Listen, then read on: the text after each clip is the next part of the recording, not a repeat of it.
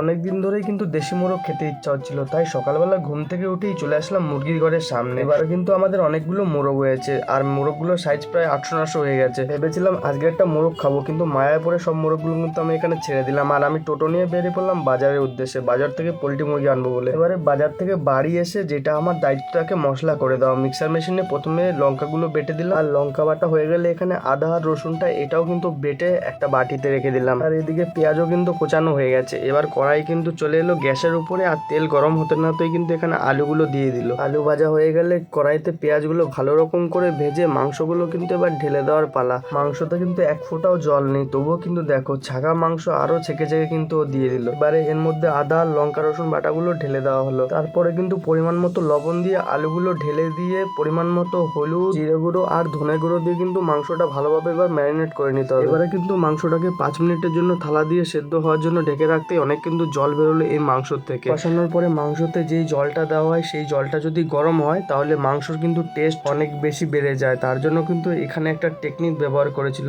মাংসর এই কড়াইয়ের মধ্যেই কিন্তু এভাবে গরম জলটা করে নিয়েছিল। এবারে বন্ধুরা এদিকে দেখো কিন্তু কষানো পুরো কমপ্লিট, দেখেছো পুরো তেল ছেড়ে দিয়েছে। তারপর এখান থেকে আমি এক পিস মাংস নিয়ে নিলাম টেস্ট করার জন্য। প্রথমে একটু গ্রেভিটা চেখে দেখলাম, উফ যা হয়েছে না। তারপরে মাংসটা খেতে না খেতে মনটা পুরো জুড়িয়ে গেল। যেহেতু মাংস কষানো কমপ্লিট তাই মাংসতে কিন্তু এবার জল ঢেলে দেওয়া হচ্ছে। আর এখানে বন্ধুরা আমি বলেছিলাম একটু ঝাল কম হয়েছে, তাই কাঁচা লঙ্কা ফেলে এখানে কিন্তু ও দিয়ে দিয়েছে। আর কিছু পরিমাণ কাশ্মীরি লঙ্কার গুঁড়ো, যেটা কালার হওয়ার জন্য কিন্তু দিয়ে দিয়েছিল। এবারে কিন্তু আমাদের মাংসের ঝোল এখানে পুরো রেডি হয়ে গেছে। বন্ধুরা যেহেতু অনেক দুপুর হয়ে গেছিল তাই কিন্তু আমি ভাত নিয়ে বসে গেছিলাম খেতে। আর মাংসটার কালারটা দেখেছো একদম পুরো লাল লাল ঝাল ঝাল। এবারে মাংস গ্রেভি দিয়ে ভাত মাখালাম, আর কিন্তু বন্ধুরা করে দিলাম মুখে চালান। আর আমি কিন্তু থালায় মুরগির একটা ঠ্যাংও নিয়ে নিয়েছিলাম। তো তোমরা কে কে এই ঠ্যাং খেতে ভালোবাসো অবশ্যই কমেন্ট করে বলবে, আমার কিন্তু এটা বেশ ভালোই লাগে।